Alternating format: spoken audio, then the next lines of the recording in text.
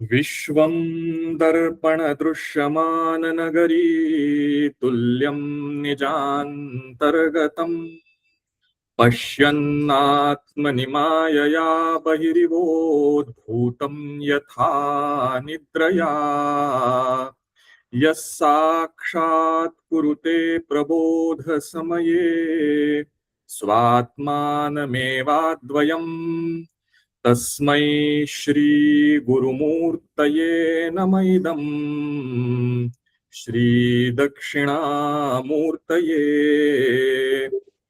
दूर्वादलद्युतितनुं तरुणाब्जनेत्रम् हेमाम्बरं वरविभूषणभूषिताङ्गम् कन्दर्पकोटिकमनीयकिशोरमूर्तिम् पूर्तिं मनोरथभुवां भज जानकीशम्. All right. So now let's begin with where we left off from last time. I'll just also share my camera. I think my camera is off. Yeah, okay. So we had covered till Doha number 24, 25, I think. So just to summarize what we've been doing, we've been doing the Nama Vandana now.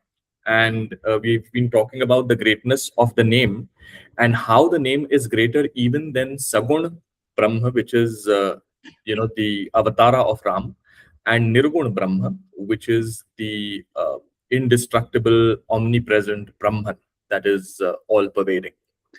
And we had compared the three axes of why the name is greater. So male, female, both depicted in the name. The inside and the outside divinity both depicted in the name.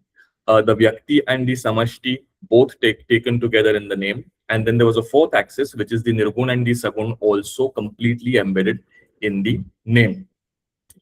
Now, Brahma Ramate Namu Bada Baradayaka Baradani Rāmacaritamānasa Koti Maha Liya Mahesa Jiya Jani. On this Doha, we had reflected upon the story of how Shivji came to have the name Ram to him, and how he distributed the entire Ramayana across all the three worlds. That's where we had stopped last time. Now we go on further and sing of the glories of the name and how the name rescued many characters across the Ramayana and the Bhagavata. So there are many stories to tell today. Let's see how much territory we cover. And then we'll see how we complete this. So the Nama Vandana is over at 27. Let's see that at least we reach till 27 and finish off with the Nam Vandana. Okay. So Doha Chaupai block number 26 now. So we are beginning with the second Vishram of the monthly Parayan. Last time we had stopped at the mass Parayan, Pehla Vishram. Doha Chaupai block number 26.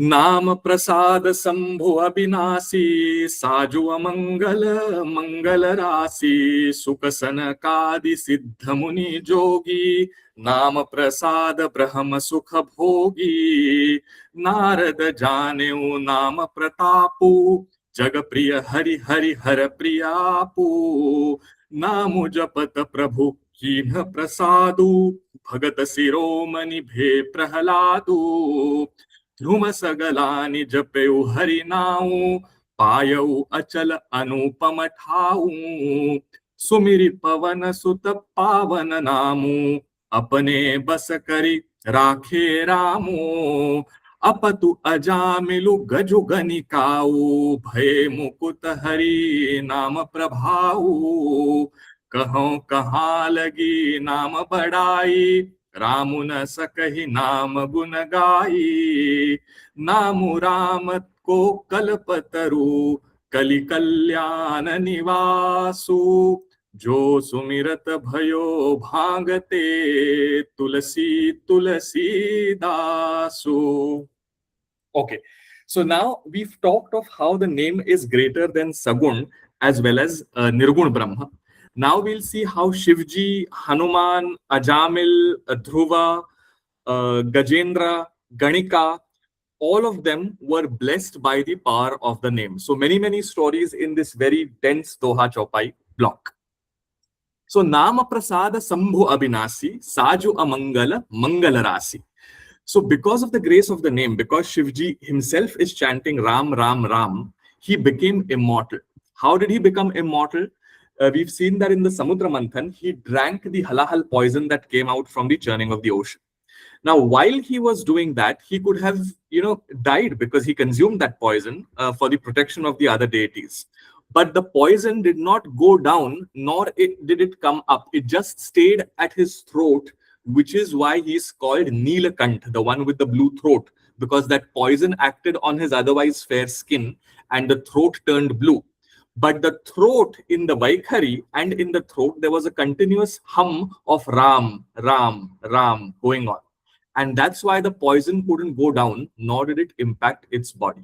So this eternal struggle of the divine and the demonic happens in the throat of Shivji, which is why even though he took the poison and because the Naam was there, they fought with each other, they still continue to fight with each other, and Shivji is immortal. So because of the grace of the name, Shivji, even though he drank poison, became or is immortal, Sambhu Abhinasi, indestructible. Saju Amangala Mangala Rasi. But his dress, now just imagine, you meet someone that otherwise suited, booted, meeting in office daily, and the next day he's completely naked apart from a loincloth made of deer skin. He's wearing a skeleton necklace around himself. His hair is suddenly all matted and grown, and he has smeared funeral pyre ash on his body. What would you make of him? You'll be scared to death to see someone like that. But because it is Shivji, it is even in this avatar of his that he appears Shiva, pious, beautiful, pure. Why? Because he has the Ram Naam inside his throat. So Saju Amangal, उनका जो साज है, उनके जो कपड़े हैं, वो तो अमंगल है. भस्म चिता लिप्त अंग है, नरमुंड गले में रखी हुई है, भस्म चिता भस्म शरीर पे पूरा लगाया हुआ है, फिर भी वो मंगल की राशि है. He is a storehouse of auspiciousness because he recites the Ram Naam. Sukha Sanakadi Siddha Muni Jogi Nama Prasada Brahma Sukha Bhogi. So the great saints and the munis who are doing their yoga, they are brought back to their deep contemplative practice because they keep on reciting the Ram, Ram, Ram name. So it is said that if you are doing meditation or if you're overly contemplative, there's a very high chance that you get completely distracted. But because that name is continuously humming, it gives you a certain laya, composure, rhythm, poise to come back to your contemplative practice. So there's a beautiful story around the gopis of Vrindavan. So it is said that this Shuka, Sanaka, etc. are continuously reciting the name of the Lord with the hope that they will have his darshan, because the name is the power to both Sagun and Nirgun. You have to actually, however, tell the gopis, bhai, thoda kaam bhi karo. Don't be completely mesmerized with the love of Krishna. You've got the household to take care of. You've got cows to milk. You've got curd to sell. You've got buttermilk to churn. You've got, ghee to make.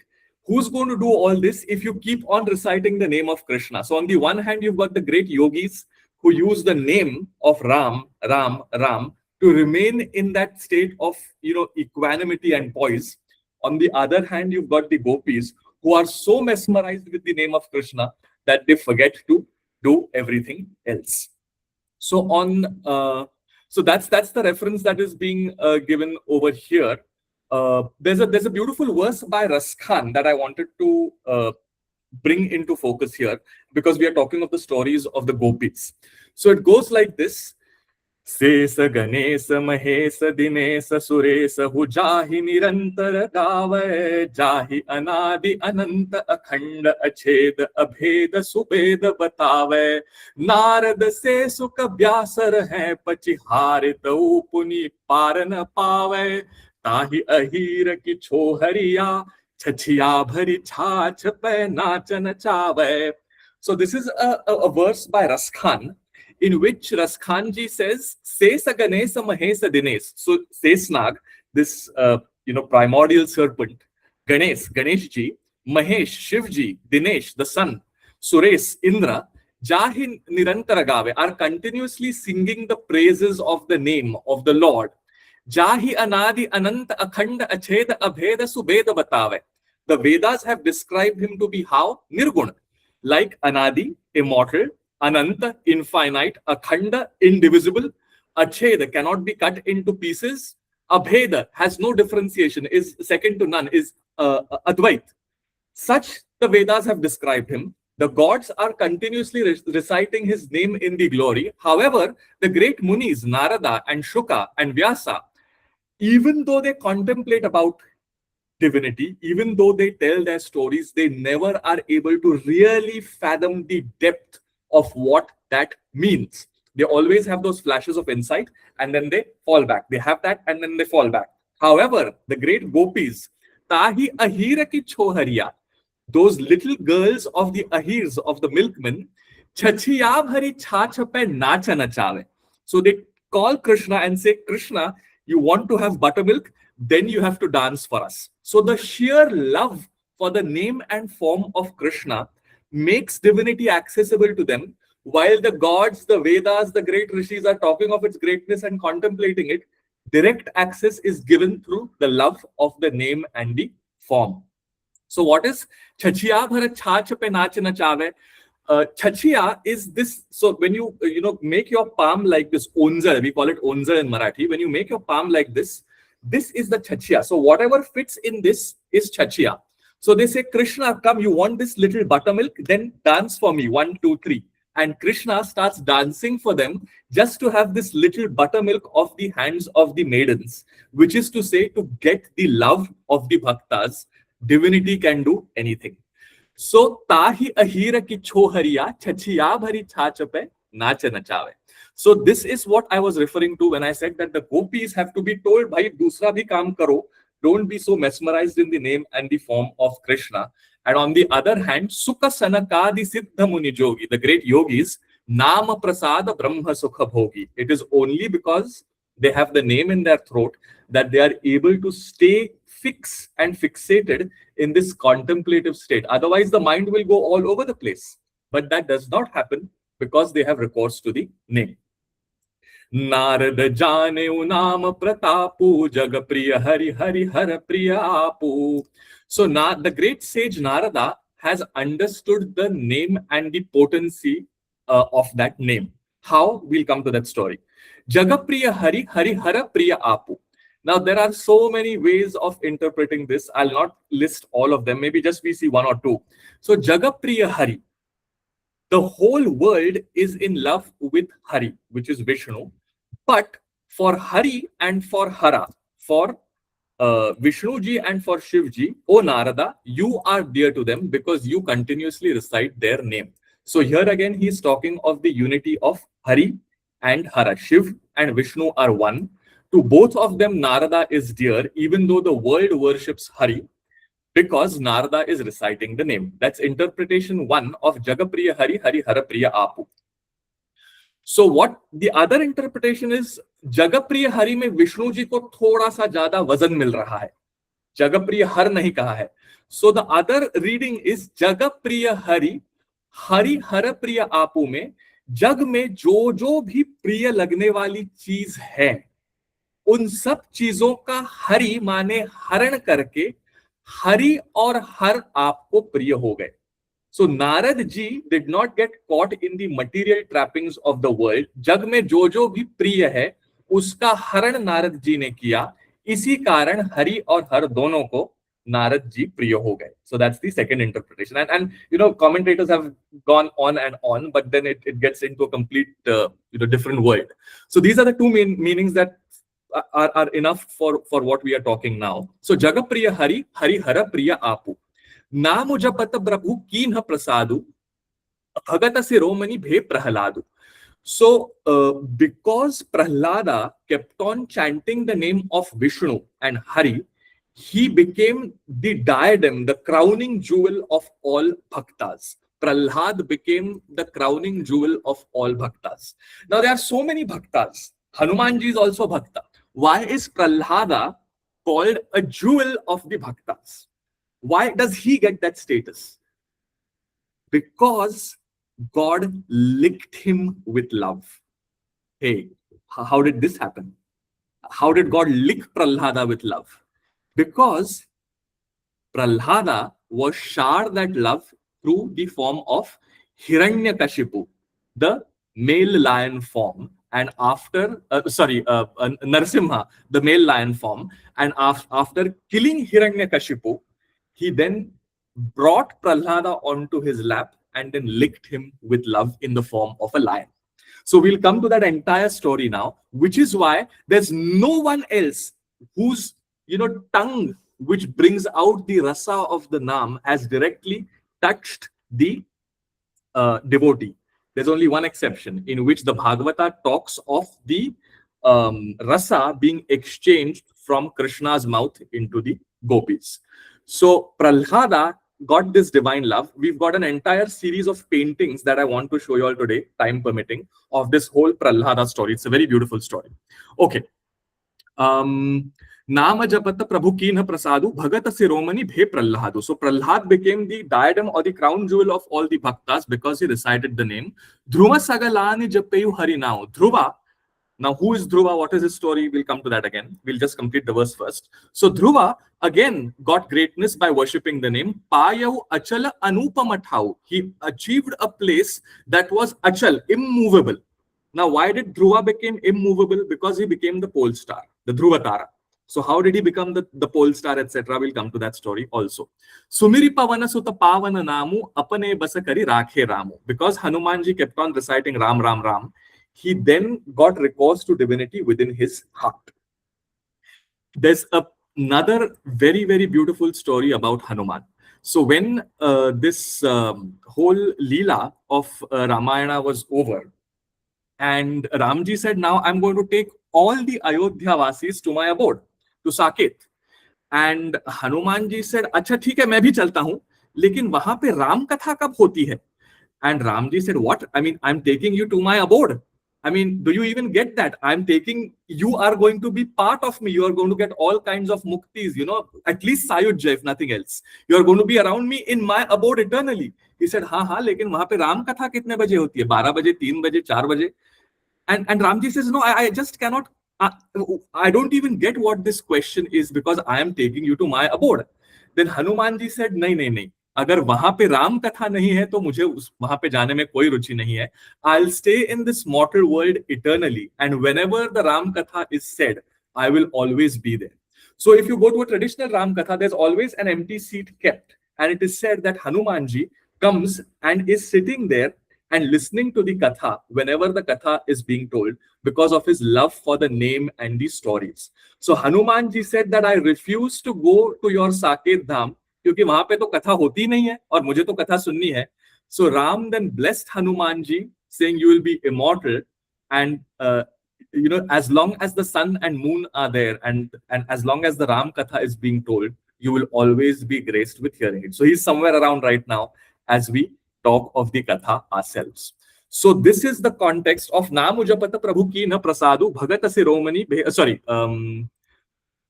apane basakari rakhe ramo.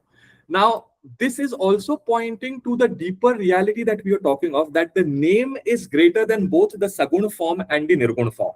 So, Sumiri Pavana Sutta Pavana Namu, Apane Basakari Rakhe Ramu, and he refused to go to Saket and said, I will stay put where the Katha is told.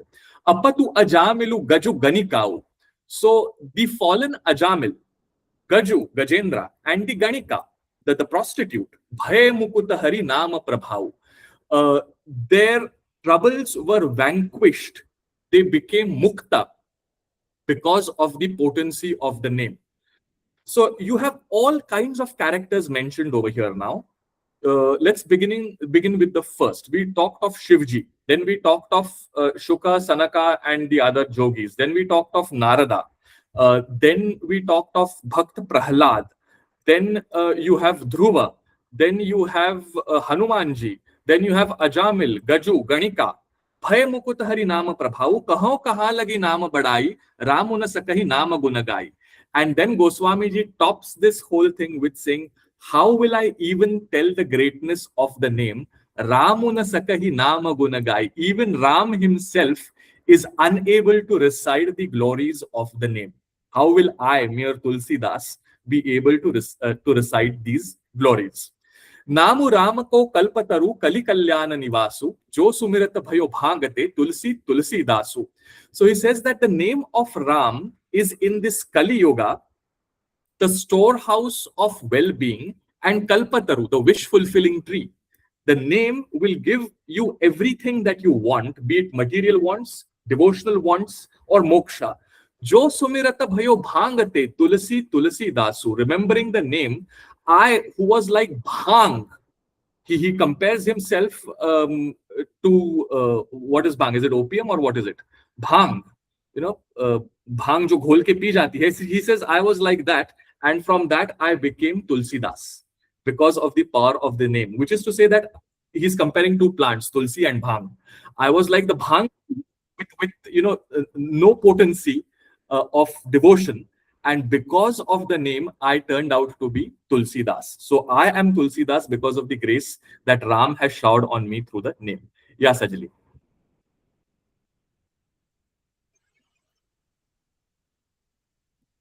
I can't hear you.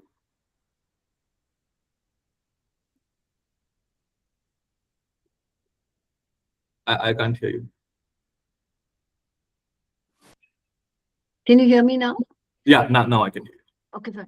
So, just in the Chopai before this, Ramana Sakahi, that even Ram cannot describe about the name. Can you just say a little more about that? What does that really mean? Yeah, so this we covered in the story of Hanumanji himself, right? Ram would never sing the glories of himself. He is, he's divinity himself. He's not going to brag about himself.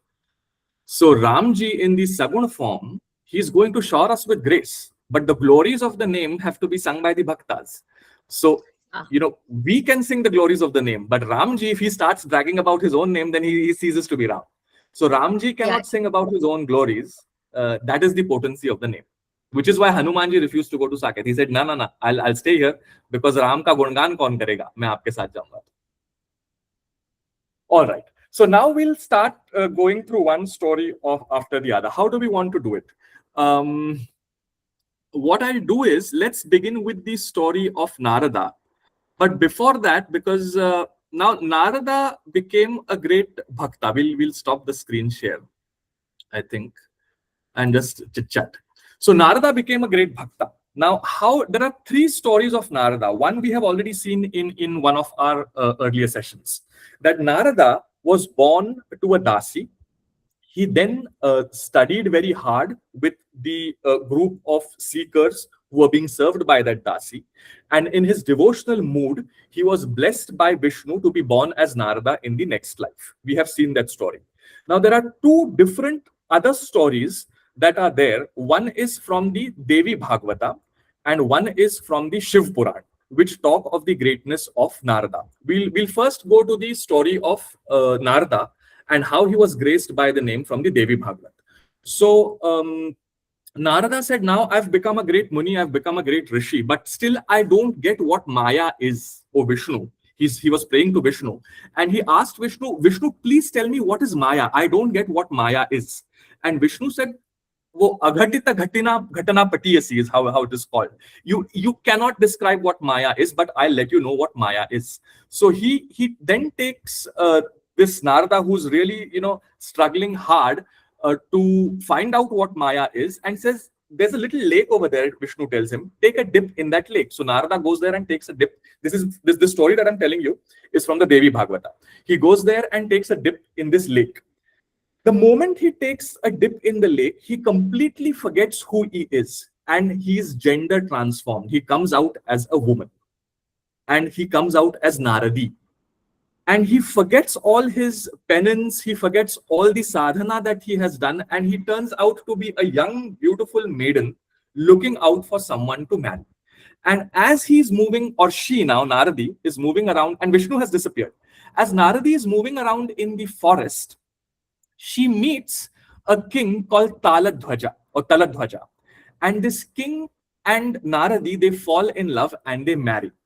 They have a number of children and grandchildren, and Naradi is completely involved in the material existence of the world, taking care of the children, finding the right bahu, not being happy with the bahus, then completely forgetting everything once the grandchildren are born, nurturing them, telling the mothers how they are not nurturing the grandchildren properly, how she's, as Naradi, knows best how to nurture children. The whole story is panning out. And then Taladhvaja suddenly breaks into war with other kings. In that grand war, all his sons, Taladhvaja, the husband of Naradi, and all the grandsons are killed, and only Naradi remains. The entire family, grandchildren, in whom she has, put that trust, that faith, they all vanish, and she's weeping and crying. And then Vishnu comes again in the form of an old Brahmin, and then tells her, go and take a dip in the lake. You're weeping, you're so tired, and then we'll talk. Naradi then goes back to that very lake, takes a dip, and comes out as Narada. And then he says, what happened? Just a minute ago, I was here. I took a dip. What was this world that you created for me? And Vishnu says, that is Maya. You get caught in the trappings of love, anger, lust, desire.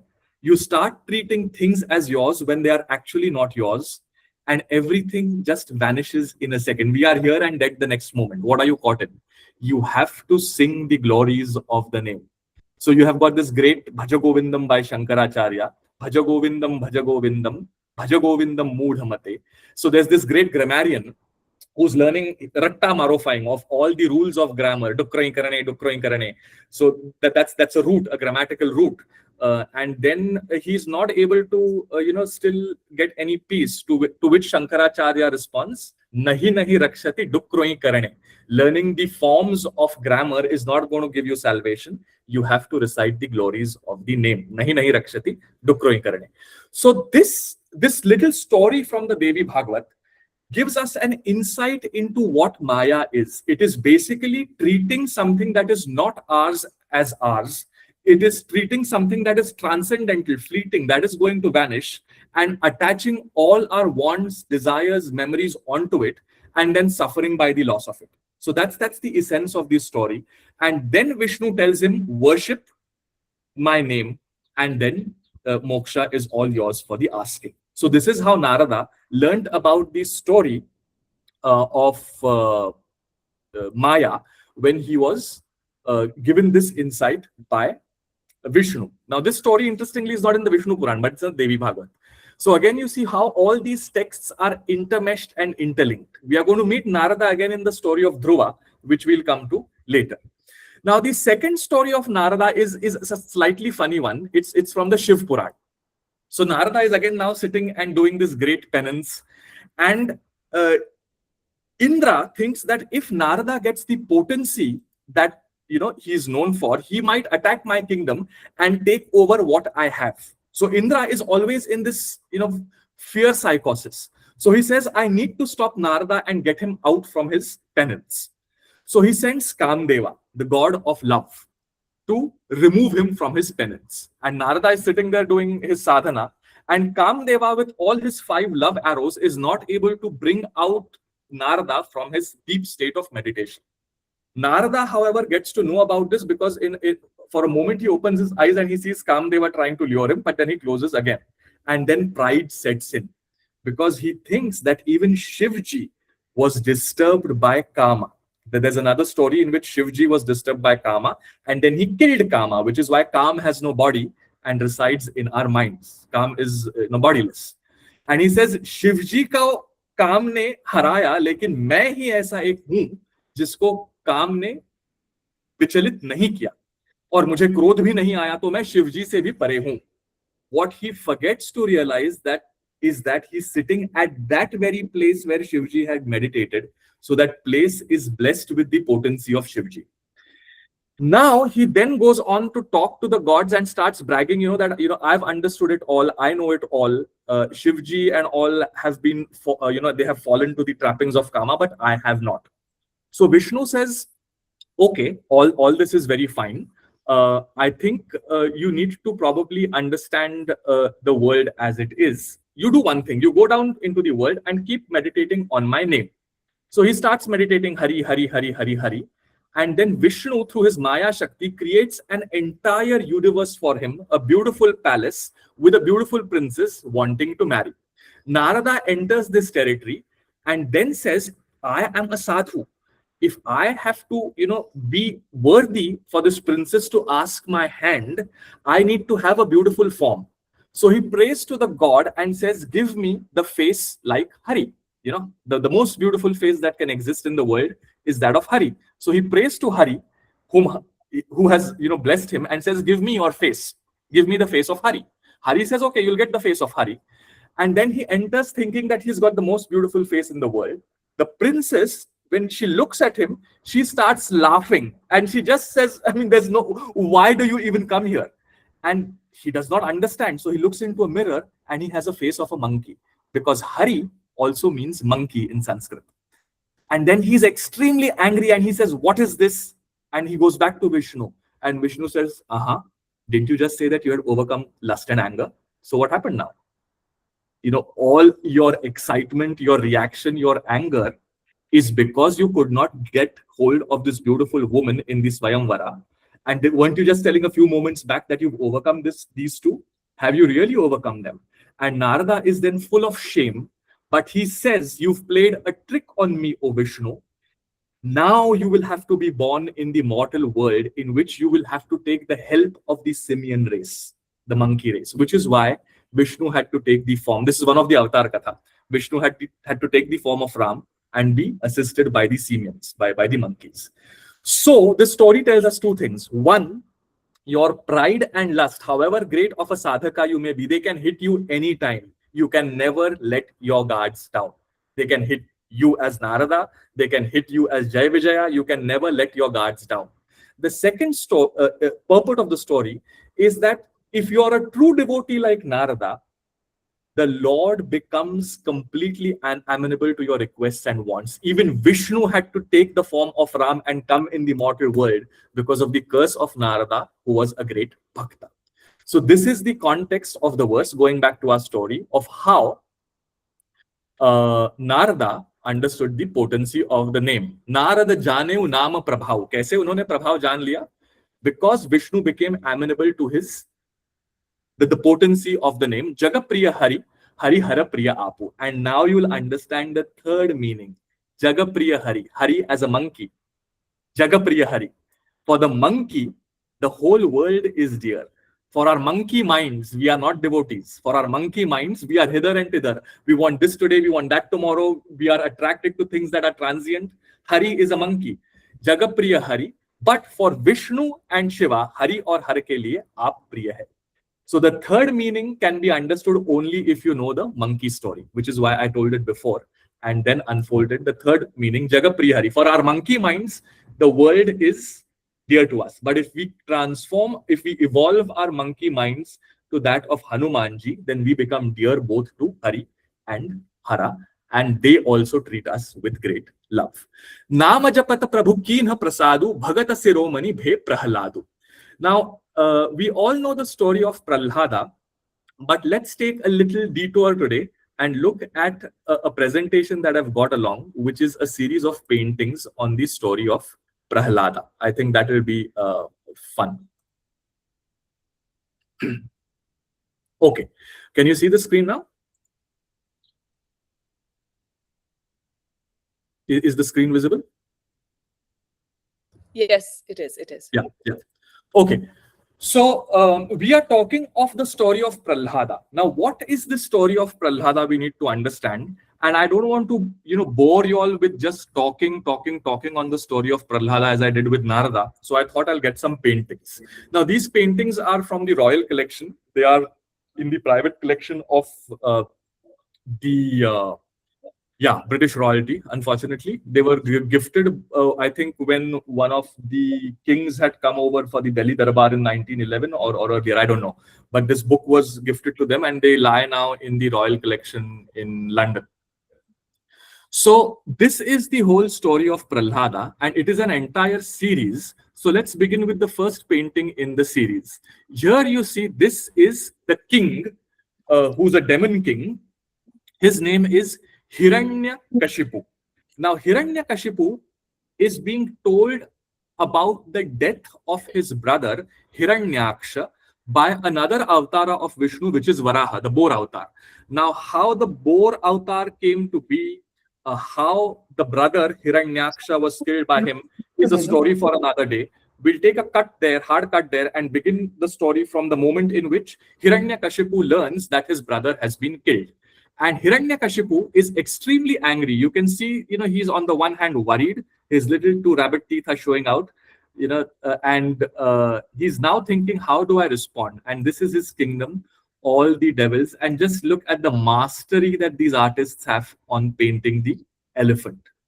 So what you would also find interesting is there's something inscribed in the Nastalic script at the doorway of the palace.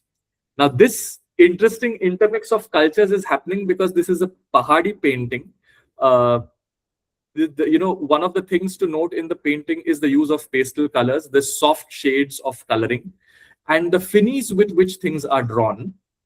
If you look at this, for example, ये जो छज्जे पे artwork है, it's just stunning the way the artists have created. Now, this is by the family of Nansuk. I was going to ask, is it Nansuk? And yes, it is Nansuk. I mean, his stamp is all over the place. Yeah, you can actually make out Nansuk. I mean, we don't know whether it was the atelier of Nansuk directly or his generation, but it is his family. So Nansuk and the generation. In the lineage of Nansuk. In the lineage of Nansuk, exactly. So last time we had seen a painting of Manaku, which was his brother, and now we are seeing the other family tradition of Nansuk. So this is where, going back to the story of why Prahlad became the jewel amongst the Bhaktas. So here you have Hiranyakashipu learning that his brother Hiranyaksha has been killed by Vamana. Then what happens? Hiranyakashipu then goes out and tells this story that the brother has been killed to his mother and his wife. So you can see the two ladies over here. They are completely, the mother is, I mean, just look at the way the emotion has been captured. She's distraught, she's angry, she's helpless, but at the same time, she's not forlorn. She wants action. She wants, badla. She wants revenge. And here you see the wife completely distraught. So the mother is saying, I need revenge for my son's killing. And here you have Hiranyakashipu then telling his demon friends or servants to then gather the armies around, and then they go out fully prepared. So the death of the brother is told to Hiranyakashipu. Hiranyakashipu informs his mother, and then the armies are set to take revenge. Now, Hiranyakashipu knows that he has to perform great austerities, and hence he does not want to fall to death just like his brother. So he does great austerities, and Brahmadeva on his swan comes down to bless him. So you see Brahmadeva with his four faces. You see the swan or the crane, and he's coming down, and you see Hiranyakashipu doing great austerities between the hill. Trees have grown around. What does this remind you of? The austerities of Valmiki, in which an anthill grew around him. So you almost see that, even trees, shrubs, bushes, flowers, everything is hovering around him, and he's praying.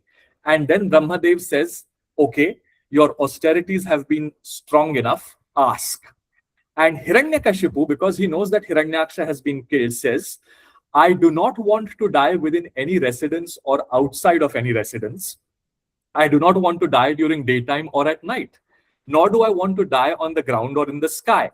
Death should not be brought upon me by any being other than those of your creation, O Brahmadeva, nor by any weapon, nor by any human being or animal. So he excludes the entire creation. Remember, something similar was asked for by Ravana. Now, he will not meet death from any entity, living or non-living. So this is the boon he asks for Brahmadeva, from Brahmadeva. And seeing his austerities, Brahmadeva grants him that boon, saying nothing that has been created by me, living or non-living, will be able to kill you. Now, with this boon, Hiranyakashipu becomes extremely confident and ready for the revenge that he needs to take. and he gets into battle to conquer the three worlds. And this is how he conquers the three worlds. So he's sitting on his chariot here, going there. And how are the three worlds depicted? The heavens through the blue line above, the mortal world through this great battle ravaging, and the nether world through this little stream flowing downwards. So the nether world, the earth, and the sky, the three worlds are conquered by him.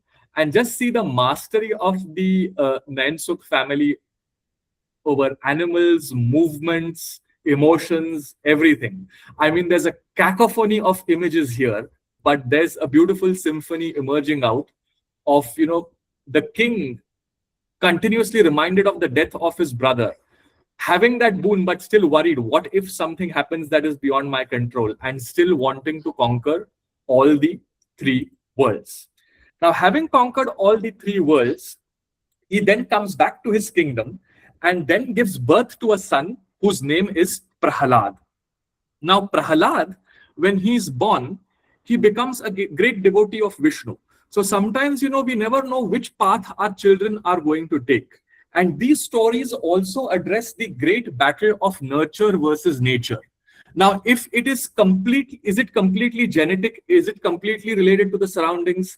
We don't know. We have these mutations of nature in which you can never foretell who will turn up as what. So this is also a deep lying truth behind the story. So you see this little Prahalada being handed over to the sons of Shukracharya. Now, in the Bhagavata, if you actually read the text, the children are taught by the sons of Shukracharya. However, in the painting, the artist has taken the artist's liberty to paint a rather elderly man, and only one, which is Shukracharya, and has not decided for some reason not to paint the two children of Shukracharya who actually became the teachers of Prahalada. So Prahalada is put amongst other children and is told by Hiranyakashipu, saying he's an errant child, get him into the demonic ways, teach him about governance, about worldly pleasures, and then everything will be set right. And so he hands over the kid, Prahalada, his own son, to the gurus, saying, teach him the ways of the world.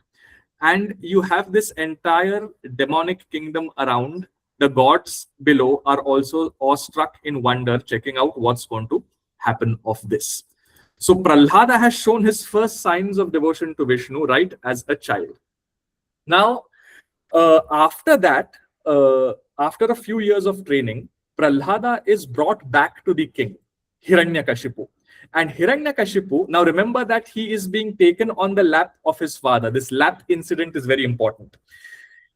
Prahlada is taken on the lap of Hiranyakashipu, and the father asks in a gentle way, "Oh son, now tell me, what do you think? How has your learning, training been going on?" He's doing an assessment. He again says, the only truth is Vishnu. You, O father, are caught in material trappings about wealth, about the three gunas. I don't even know what you're doing. You're confusing the transient for the transcendental. And with this child blabbering this out, Hiranyakashipu just loses it. And he throws off the child off his lap, saying, "Get out." And you see Prahlada falling off his father's lap in the wrath and anger that comes out of him, saying, he's my child. How can he be, so pious? How can he be so sattvic? He has to be demonic. He has to be a mix of Rajasa and Tamasa. And Shukracharya is also amazed, saying, I don't know what's happening, but it is what it is, Just accept it. But it's Hiranyakashipu who says, no, I'm not going to do it. He gets so angry that he wants his son killed. And he then says, put the son below the feet of an elephant. And just see the mastery over the elephant that the painter has. And here you have Prahlada being put below the foot of an elephant. Somehow Prahlada escapes. Now there's this little thing that is seen in the paintings. I've been trying to check with scholars what this is supposed to depict. I don't have an answer to this. So if any one of you all is in touch with any painting scholarship, please ask this. And if you find something, please share it. I don't know what this is supposed to depict. But anyhow, all the demons are attacking him, but somehow he manages to survive. And then the king is super frustrated and says, by the way, you also see this little demon with a snake. So the Bhagavad says that, poisonous snakes are thrown on Prahlada. So the artist has very sincerely tried to depict the text by bringing in the snake. So Prahlada is basically, there's an assassination plan that is done on Prahlada by his own father, by no other than his own father. I mean, he's a demon. That doesn't work, so he's then set on fire. Fire doesn't work, so the elements are not working. Strength is not working. Strength is grace, Shakti. So just see the underlying themes that are emerging. Shakti is put to test in the form of an elephant. The elements, he's set to fire, he's, tried to be drowned. So they say, just, make it so warm around him that he dies. So they set up a pyre, Prahlada is saved. They try to drown him by putting heavy stones on top of him. He swims out and emerges alive. And then they don't know what to make of him. So every attempt is made to kill Prahlada. He somehow still survives.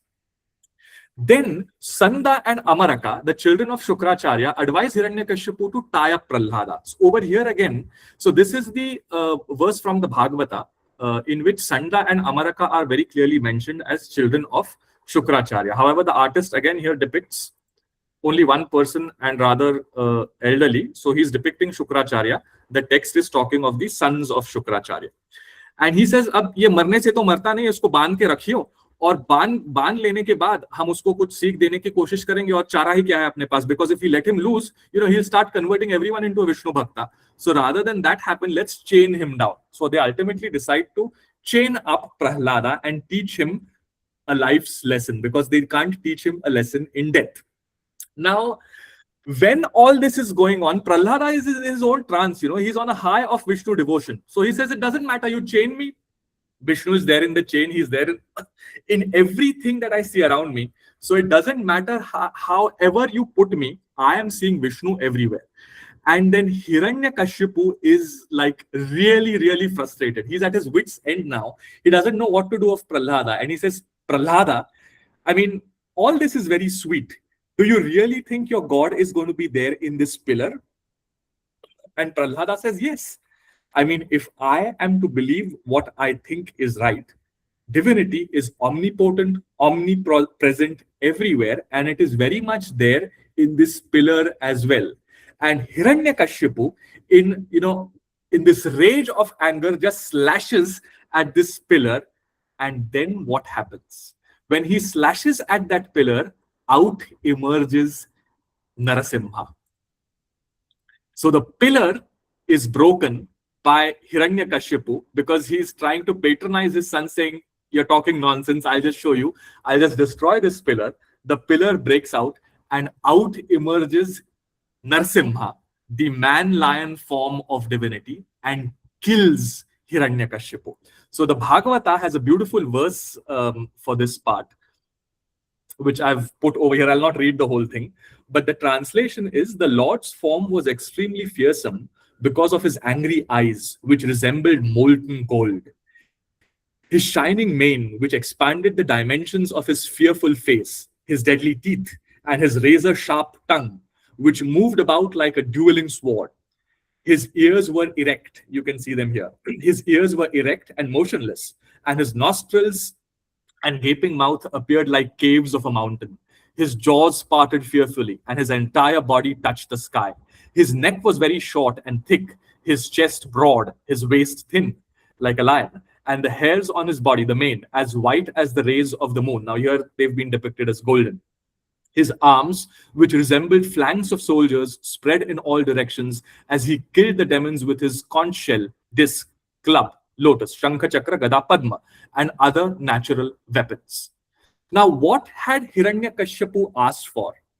That I should be killed neither by man or animal. Narasimha is neither man nor animal, neither during day nor night. He was killed at the cusp of day and night in the evening. He was dragged out from the palace and killed at this boundary where the pillar was, neither inside nor outside. He did not want to be killed on the earth or in the sky. So Hiranyakashipu is pulled on the lap of Narasimha and he disgorges his inner organs, There are gory sculptures where you see the whole intestine wrapped around the neck of Narasimha when he disgorges Hiranyakashipu. Beautiful stone sculptures. There's also one on the ceiling at Haribedu where this is depicted, in which the intestine of Hiranyakashipu is around the neck of Narasimha, and all this is carved in stone. And once this happens, then this wrathful form. So you need to have wrath to control wrath. And then that wrathful form, which is an act of Vishnu, quietens down, and then he sits on the throne. You can see the disgorged Hiranyakashipu down here lying dead, and Prahlada bowing down to Narasimha. And it is at this moment in folk tales that Narasimha takes him as a lion and licks him up, which is why Prahlada is said to be the most important and the most dear amongst the bhaktas.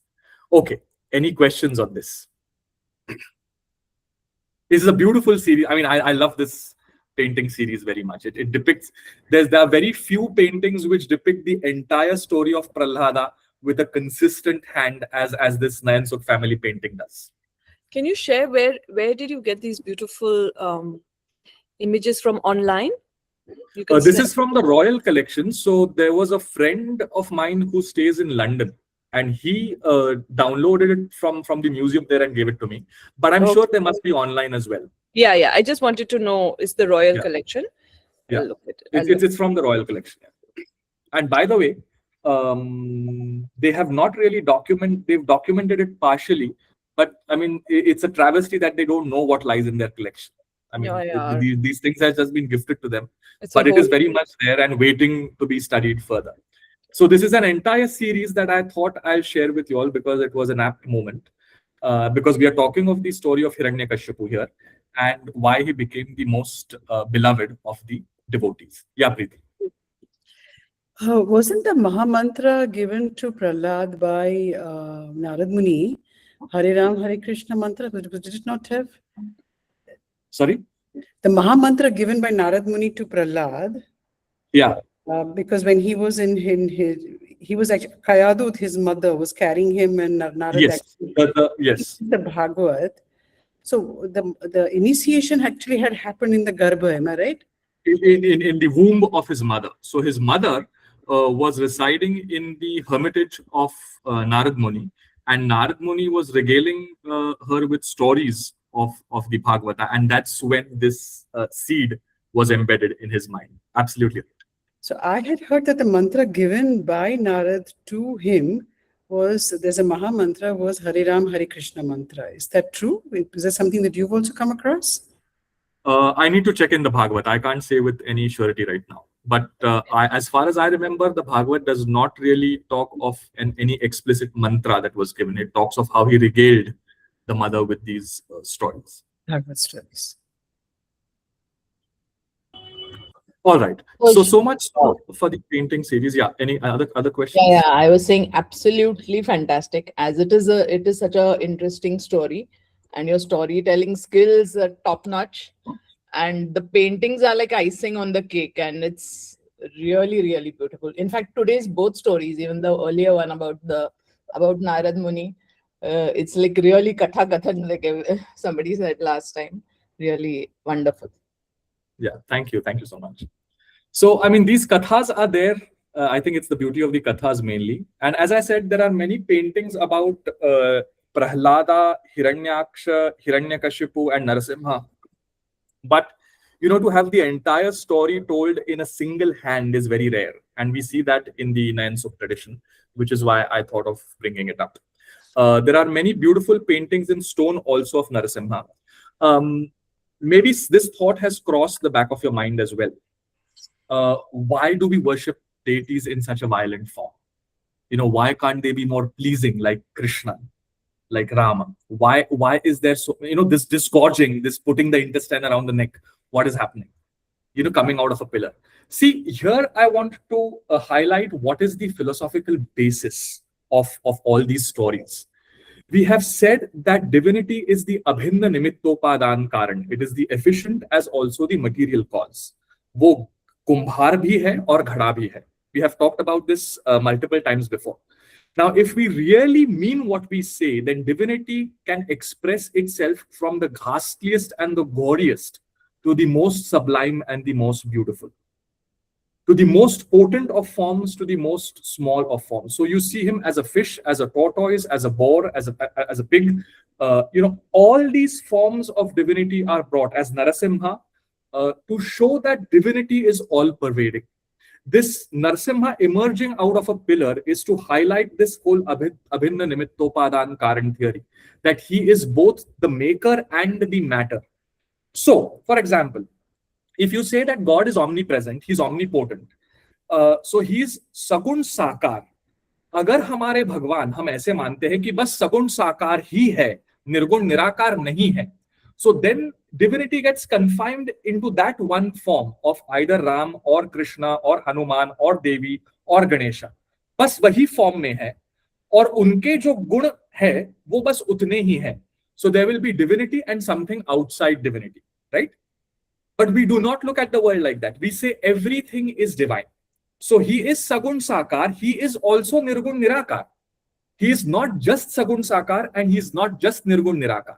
He's not just Sagun Nirakar. So, for example, if you have a philosophical base that says that God is separate from the world, then he's Sagun, but he's Nirakar. He cannot take forms.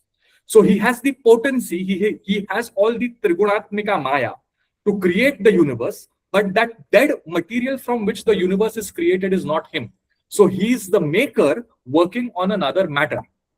So he is Sagun, but he is Nirakar. He has all the potency, but he cannot take forms. But our divinity is not Sagun Nirakar. He is not Sagun Sakar. He is not Nirgun Nirakar. He is everything. Which is why divinity comes in the most, violent forms like Narasimha, in the most beautiful forms like Krishna, in animal forms like tortoise and monkeys and snakes, and also in sublime forms as Nirgun Brahma. So there was a great discussion happening. It is an anecdote. It's not a true story, between Shankaracharya and a Sagun Bhakta. And the Sagun Bhakta said, no, our divinity is embodied. He stays in Saket. We have this form. And Shankaracharya said, no, he's also Nirgun Nirakar. And then another devotee was listening to both of them. He said, क्या झगड़ रहे हो? ही और भी का ही तो फर्क है. सगुण साकार ही है, निर्गुण निराकार ही है, या सगुण साकार भी है और निर्गुण निराकार भी है. ही और भी का ही फर्क है. क्यों झगड़ रहे हो? So our divinity is he. So I'll draw your attention to the anecdote that we had talked of last time. Are you Buddhist or are you Hindu? The answer is yes. Is divinity Sagun Sakar? Is it Nirgun Nirakar? The answer is yes. भी और ही का फर्क है. We are not exclusivist. We don't say यही है, ये भी है, वो भी है, उसके परे भी है. So that's the essence of divinity. Now it's very, very theoretical if we just talk of it without the story. But when we have the story of divinity emerging from a pillar, we know that these are only different grades of animateness. A stone, if we shrink the phase of time, will appear as very animate. If we expand the length of time, we will appear dead. We will not move. So it is the function of time that things appear living or dead. And all these very deep philosophical concepts ride on these stories and are made so easily accessible to us. So this is the story of Prahlada, but we've not even covered the entire Chaupai. So we'll move on to the next. So Narad ki kahani to ho gayi. Prahlad ji ki kahani ho gayi. Dhruva. What is the story of Dhruva? So Dhruva was a 5-year-old kid. Dhruva Bāla. He's always talked of as Dhruva Bāla. He was a 5-year-old kid. And just see, as I think, Preeti, you were mentioning earlier that how Narada taught the mother the stories and regaled her with the stories of the Bhagavata. So Narada, who has understood the potency of the name, is going all over the place. He's involved in the story of Prahlad's mother. He's also involved in the story of Dhruva, and now we'll see how. So Dhruva, Sagalani Japeu Hari now. Dhruva ji ko glani aa gayi. Glani ke saath Sagalani Japeu Hari now. Because Dhruva ji ko glani aayi thi, wo Hari ka naam japne lage. Kaise? How did it come to be? So Dhruva was the son of a king who, as luck would have it, had 2 wives. The name of the wives was Suniti and Suruchi, Achhi Niti or Achhi Ruchi. Now Dhruva was the son of Suniti. Dhruva was a 5-year-old kid, remember. Now, one day the son of Suruchi, which is Dhruva's step brother, was sitting on the lap of the king. And Dhruva said, I also need to sit on your lap. I'm also your son.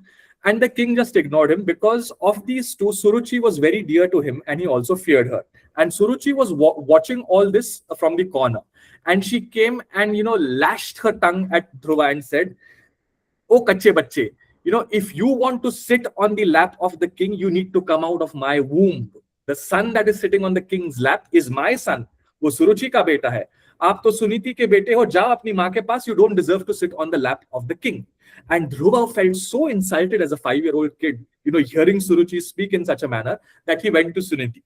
Now, poor Suniti knew that she is one of the wives of the king, but not the dear one. So she said, you know what, Dhruva, you're a kid. You're a 5-year-old kid. So how do you, explain things to a 5-year-old kid? She said, you know what, there's a bigger king than the king on whose lap you want to sit. You start devoting yourself to him. So Dhruva says, who is this? She says, it is Vishnu. So Dhruva says, I'm now going to make sure that I sit on the lap of Vishnu. And he then goes into the forest angrily. He's a Kshatriya, a 5-year-old kid, but full of anger, thumping his feet, he runs into the forest and says, I want to sit on the lap of Vishnu. And then he starts praying. Narada, the great wanderer, is moving and comes across Dhruva and says, Dhruva, you're a 5-year-old kid. Your father told you something in anger. Let it go. He tries to walk him away from this great vow that Dhruva has taken. Dhruva is not ready to listen. So he then says, okay, then you chant the name of Vishnu. And it is here also, Preeti, that Naradji gives Dhruva the Dvadashakshara mantra. So Dhruva then starts reciting the Dvadashakshara mantra and then worships Vishnu. Vishnu, seeing this 5-year-old kid, is amazed by his devotion, but is also worried about the wrath as a reason for it. So he comes over. And what do you tell a 5-year-old kid?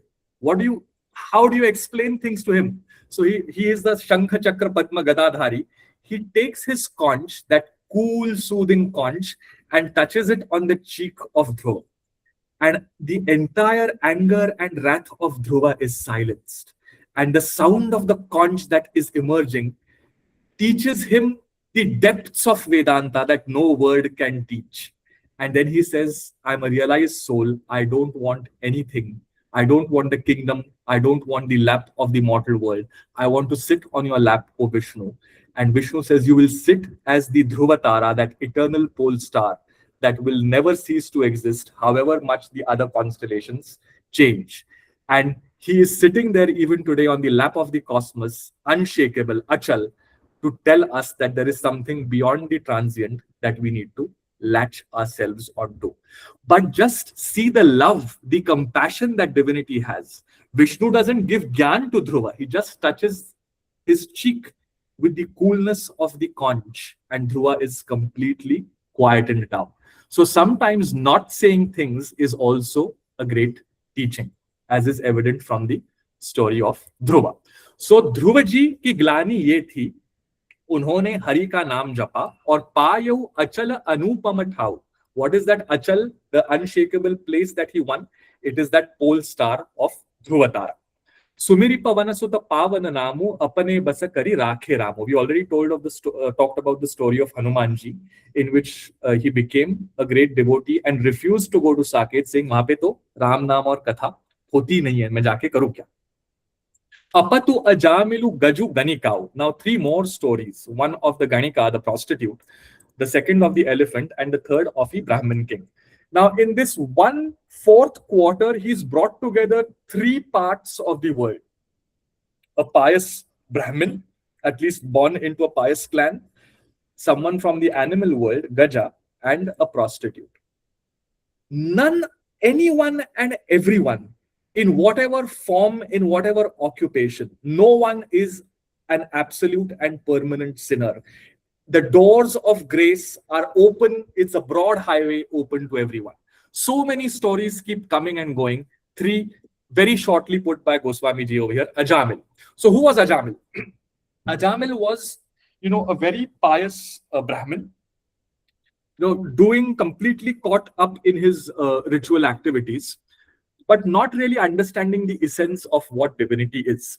One day he goes to the forest and he sees a prostitute intoxicated, making love to someone. And he is so shaken by what he sees he's smitten by her and gets her home. He gets the prostitute home. He sets up apna basera with her. He gives birth to many, many children, many grandchildren.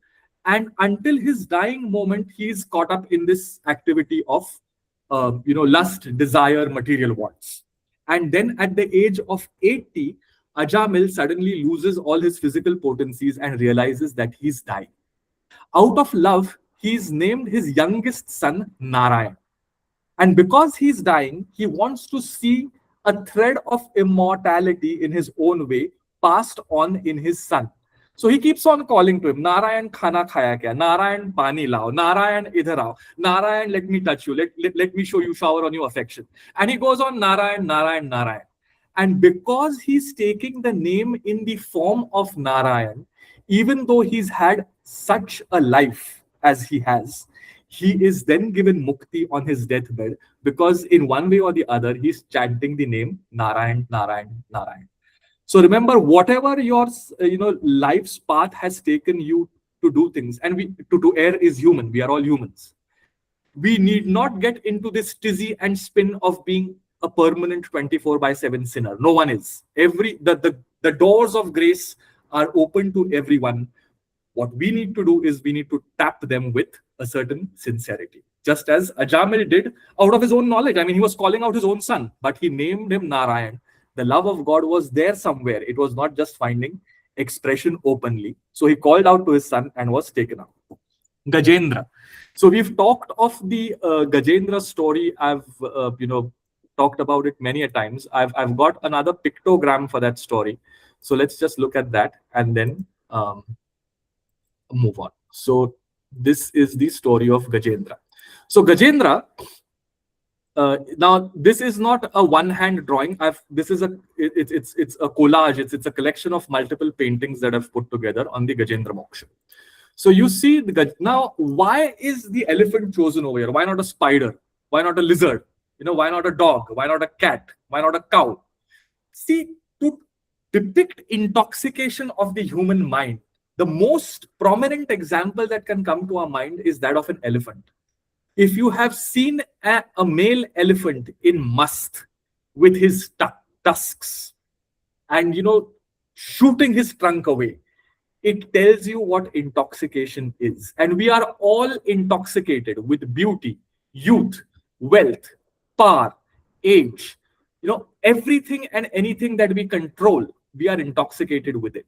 So the emblem of intoxication, there's a beautiful bandish in Megh Mallar, Manana Karori Gori. Oh, fair woman, don't be too proud of your youth, because youth doesn't last eternally. So even our music is imbued with continuously teaching us about realizing that these things are transcendental. Transient. They are not transcendental. So this elephant that you see over here, Gajendra, he's the king of elephants. He's intoxicated with his youth, with his power. He can go rampaging in any forest, cut a tree. No one's going to stop him. No one's going to kill him. He is the master of the universe. He's got all these beautiful elephants around him. And you see that, there are three mountain tops. There's the Trikut Parvat. And the beauty of the forest, people meditating, tigers, lions, deers, beautiful maidens of heavens, fruits, flowers, everything that is, a function of material want is there. And he is caught up in that forest and emerges into a pool down here with cow elephants, with female elephants, and starts sporting with them. This is an allegory for all of us that keep on, getting attached to the necessities, wants of the material world. We are like this intoxicated Gajendra. The story of Gajendra is our story, which, makes my mind go back to the beginning of the Bhagavad. Parikshit is to live only for 7 days. He is going to die on a Monday, Tuesday, Wednesday, Thursday, Friday, Saturday, Sunday, like each and every one of us. He is bitten by the snake. That snake is the snake of material existence. We are all Parikshitas that are going to die. None of us has an exit route. None of us is going to die on an 8th day. We only have 7 days to die, just like Parikshit. And what did Parikshit say? Okay, if I'm going to die anyhow on one of these 7 days, let me at least regale myself with the stories of the Bhagavata. which is how Parikshit was told the story of the Bhagavata. And in that, there is this story of Gajendra, who's moving into this ocean of material wants and entering this pool. When he enters that pool, what happens? So now, as I said, this is a collage. I'll just rush through the story. His foot is caught by a graha, a crocodile in the water. And then he trumpets, and in that slish and slash of water, a lotus falls at his trunk's hold, and he just throws it up. He's not even praying. It is just accidental. And seeing the lotus, Vishnu on his Garuda plunges down and saves him. But not only him, also the graha. He gives salvation to both the graha, the crocodile, and the elephant. So you can see that little lotus being offered to Vishnu. You have that famous painting. I forget the name of the painting. There's two human beings, one god and one. What is that painting called? And there's a little distance between them. It's on the Sistine Chapel. Exactly. Yeah. So I'm always reminded of that painting. You know that this little distance between that lotus and the trunk holding lotus and the hand of Vishnu. And then you see poor Garuda, he is holding a seat over here for Vishnu to sit on. Vishnu has jumped off that seat and is busy salvaging and saving whatever is left of Gajendra. So I'll just rush through these paintings to give you all a flavor of how our artists have imbued, first of all, digested these stories and then reflected them with their wild and beautiful imagination. So then this is another very quiet picture in which, Gajendra, Preeti. I was just saying that the Gajendra Stuti, when he actually calls for the Supreme Brahman, he doesn't use a name, he actually calls for Supreme Brahman to head. But that Stuti is actually said by a lot of people desiring of moksha. Yes, it's a very famous stotra, the Gajendra Moksha. Stotra, very. And the Bhagavat is full of such stutis. There's Kunti Stuti, there's Brahma Stuti. Everyone is singing the glories of the Lord. And there's a whole collection of stutis published, which is like a big book. And Gajendra Moksha is part of that. So he's singing those glories. Here you see again, sorry? Please give a link of that book. I would love to get the book. Yeah, I'll put that on the group. Yeah. Thank you. So there is, what do you see interestingly in this picture? All the cow elephants and other elephants that he was sporting with, they quietly usher out of the water and run away.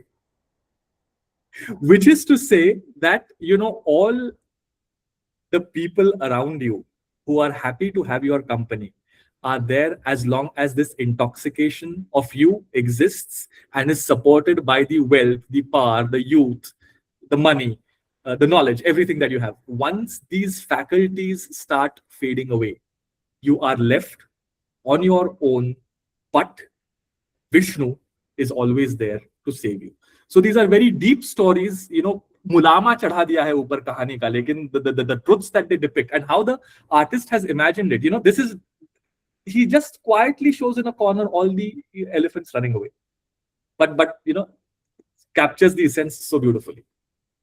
Okay, this is another depiction. This is another very different depiction in which you see the graha. He's bleeding from the blood from the foot of the elephant. You have the Chaturbhuj Vishnu and the lotus being offered there, and the gods looking in awe at what's happening. This is a South Indian Tanjore painting.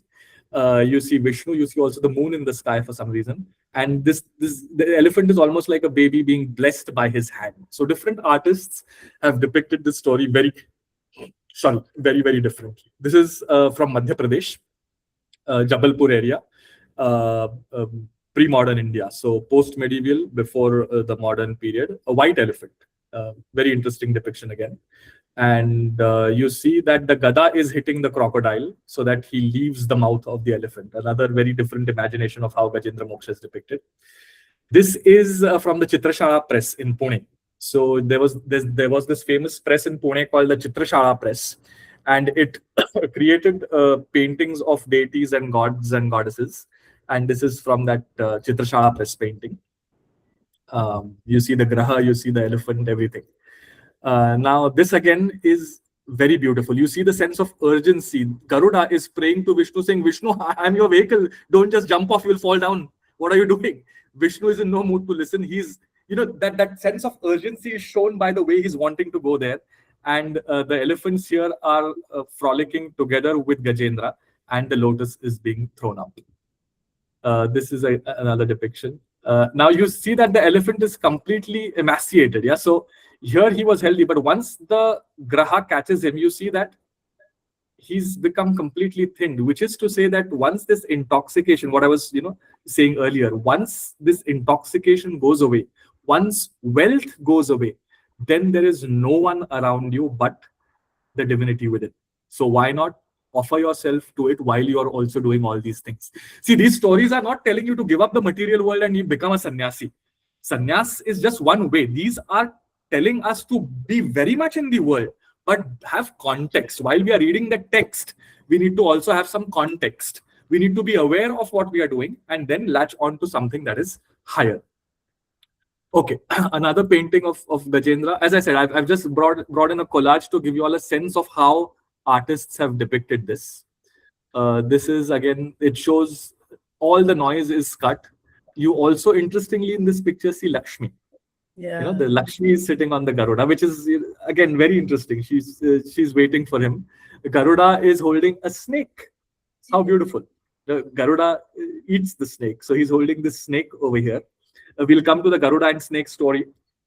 Garuda gets immense pride that why is it that I have to rush down to save Ram when he's caught by the snakes? And then Kāṇḍa tells him the story of pride. So the whole Kāṇḍa and Garuda episode, which is such an important part of the Manas, is also pointed to here with Garuda holding a snake and Vishnu with his Shankha, Chakra, Gada, Padma, and a beautiful lake of lotuses and the elephant. So all the noise is cut out and we are made to just focus on the deity and the bhakta. This is a pencil drawing of what a painting could have been.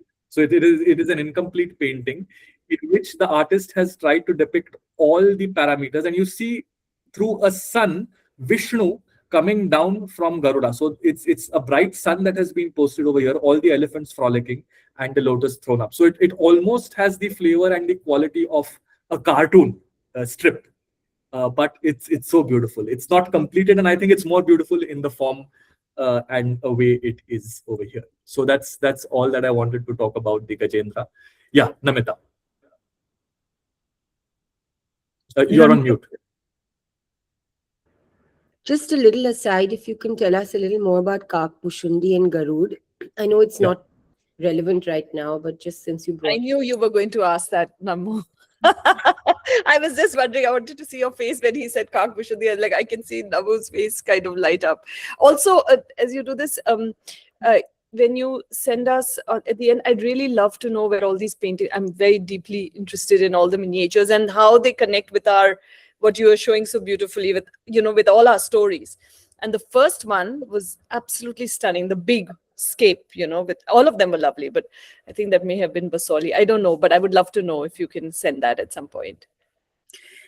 You want the images or? Whatever you can send. I mean, images would be great. Otherwise, just anything. I mean, I guess it'll be there. The images will be there in the recording. It's just that the source. Would you know where they're from? Yeah. Okay. Yeah. Okay. Thank you. Yeah, Preeti.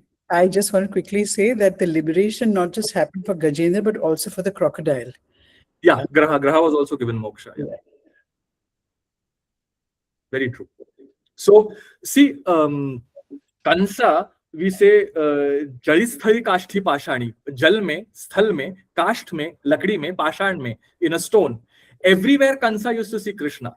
So, I had mentioned this earlier, that the world is divided only into two, those who have been graced by Hari and those who are yet to be graced by Hari. See, Hari does not differentiate. You can hate him through all your guts might. He will still come to you with compassion. So that's the most, see, compassion is not selective based on what you do. Compassion is akaran karuna varunale. He's a sea of compassion for no reason. Of course, devotees are dear to him, but the very fact that he is divine, the very fact that it is divine, the very fact that she is divine is because compassion is there for everybody.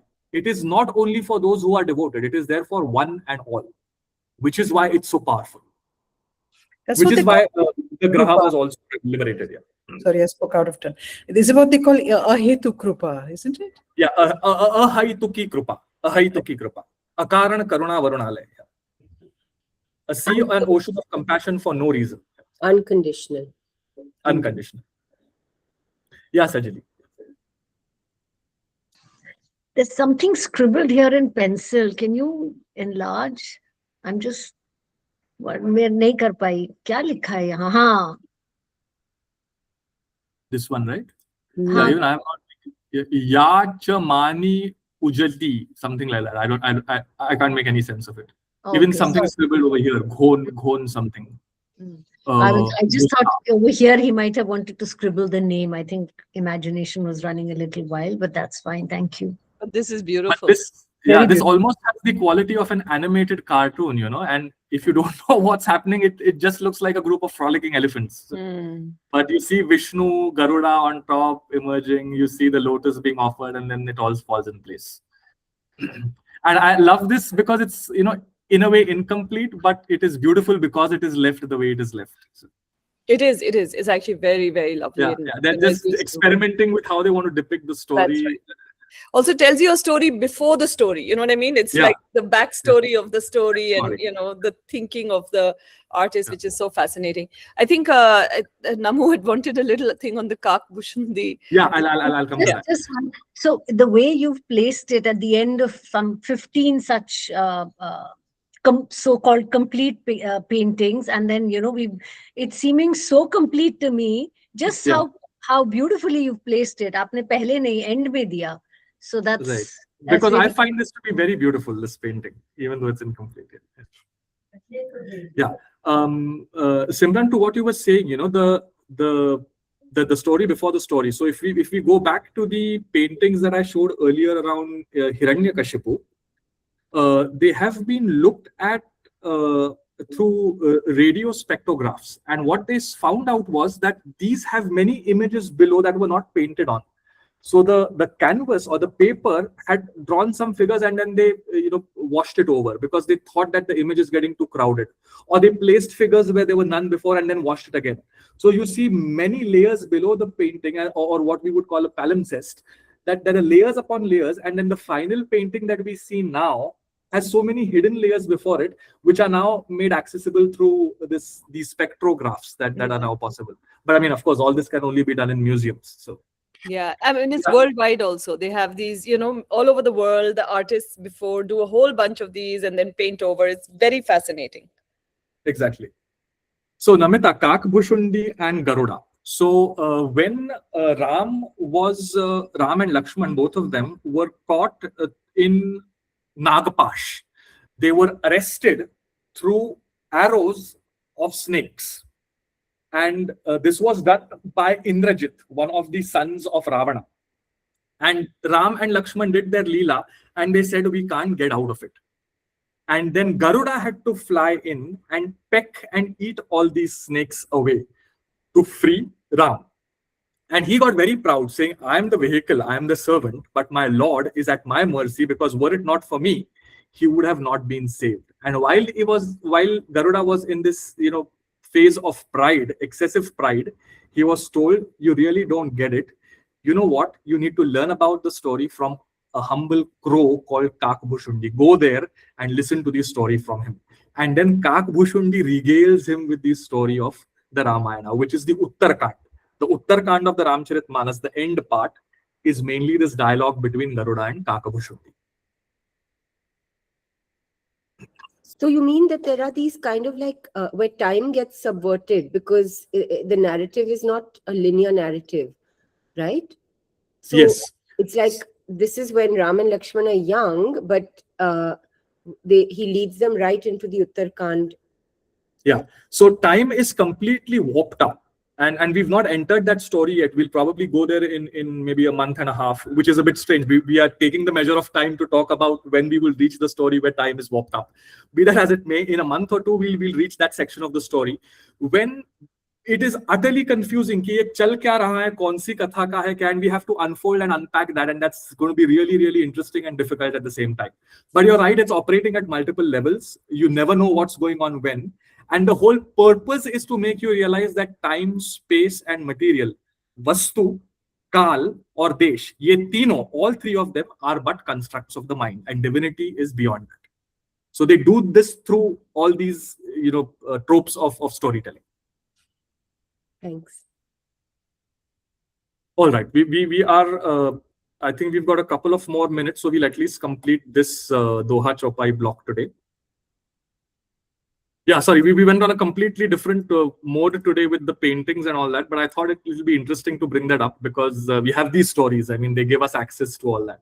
It's actually Dhruva stunning to Sorry? add, and thank you for making the effort to add the paintings, because I think visually, it's so multi-sensory now, right? I mean, there's you are reciting it, we are discussing it, there's the visual element. So I really think it's quite joyful. Thank you. And which is why the puja is with all 5 senses. You have agar for the smell, you've got tinkling for the ear, you've got the mantras, you've got touch when you offer something to the deity, you wash it with water, milk. So all your sensory organs are put to use to invoke that divinity. And I doubt So where were we? either of us would ever have had access to this, the entire range and spectrum you're taking us through. And it's all there for the asking, it's there. We just have to see it. So, okay, so Dhruva Sagalani Japeyu Harinau, Payayu Achala Anupamathau is the story of Dhruva. We studied the story of Ram. We studied the story of Ajamil Gaju, Ganika. Now, this Ganika is a prostitute. She comes in the Bhagavad Puran in chapter or in canto 11. But this is not the story that Goswamiji is referring to over here. The Ganika, or the prostitute that he's referring to, is from the Padma Puran. So in the Padma Puran, there's a story of a young woman who marries her husband of not a very good profession. The husband dies young, very young. And she then takes up being a prostitute to gain money. Now, while she's, functioning as a prostitute and engaging with her customers, one of the customers comes there with a parrot. And she falls in love with the parrot. She likes the parrot so much that she says, what, I'll pay you, but you sell the parrot to me. And she keeps the parrot. And the parrot, she knows that a parrot can be taught. So the easiest word that she thinks of teaching him is Ram. So she teaches the parrot to recite Ram, Ram, Ram, Ram. And the prostitute, during daytime, she's engaging and loving and nurturing the parrot. During nighttime, she's working fully with her profession. Now, the parrot, remember, the parrot as a pet is a very difficult pet to have because a parrot has a long life. Dogs and cats can have their full life while you are around, but a parrot can live very long. So it's very difficult to have a parrot as a pet because then you have to make sure that someone would take care of the parrot with as much love and care as you have, if the parrot is going to outlive you. But in this case, the parrot and the Ganika, they die at the same moment. And they die while she is singing Ram, Ram, Ram with the parrot. And both of them are graced by Hari because they are reciting the Ram Naam. So just imagine, this tradition is saying that you could be a prostitute, but you are not a sinner. And the doors of grace, of love and compassion are wide open to you. Because she is practicing her profession. She's not a sinner in the truest sense of the term. She's practicing her profession because of her station in life. But she's also reciting the name of Ram by teaching the parrot. And it is she who's given complete salvation because she has taught the parrot the name Ram. So this is the story of Ganika from the Padma Puran. The story in the Bhagavad is slightly different, but there's no context of Ram Naam. So, the commentatorial tradition says that the Ganika reference over here comes from the Padma Puran. Bhaya Mukuta Hari Nama Prabhav. They all became free because of the potency of the name of Ram. Kahau kaha lagi nama badai, Ram una sakahi nama gunagai. Even Ram cannot sing of the glories of the name. And this name Ram is the wish-fulfilling tree of the Kali Yuga, where we have no recourse to anything else like contemplation, yajna, upasana. What we have access to, though, is the name. Now, all this might sound a bit fuzzy if we had not unfolded what the name stands for. We saw that there's Vyakti and there's Samashti. We saw that there's Jagrut, Swapna and Sushupti. There's Vishwa, Tejas, Pragya. There's Virat, Hiranyagarbha and Ishvara. And all of them collapsing into Brahman. And this is a memory aid, a mnemonic, to understand the divinity residing everywhere, within and without. So Nirgun, Sagun is again the same, just to conclude it. Neti, neti, neti. Negation, negation, negation, negation takes you to the sublime part. an affirmation that divinity is everywhere makes everything around us divine. And he और भी का फर्क है. It is not just निर्गुण, it is not just सगुण. ये बस ही और भी का फर्क है. It is सगुण भी and निर्गुण भी. And with this we conclude the Naam Mahima today. Any quick last questions? I think this concluding line, he or bhi ka farak hai, is so complete in itself. Absolutely lovely. All right, so we are 2 minutes into the class already, so we'll conclude with the yeah. I just wanted to ask you if you could share the Hiranyakashyap images, because they really just blew my mind. Yeah, I'll do that. I'll put it on. I'll see if I can find the museum link and I'll put it on the group. Okay, thank you. All right, let's conclude with our concluding prayer. Yatra yatra Raghunath Kirtanam tatra tatra Krutamastakāṇḍalim Vāshpavari Paripurnalochanam Marutim Namatarakshasantakam.